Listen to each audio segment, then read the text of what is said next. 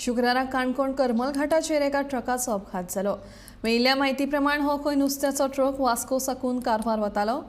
हाचे आदीं लेगीत हो रस्तो अशीर आशिल्ल्यान लोकांक अपघातांक तोंड दिवचें पडलां। पूण ह्या फावट सुदैवान कोणाक जिवीतहानी जावंक ना। हो रस्तो बेगोबेग रुंद करचो अशी काणकोणकारांची मागणी आसा।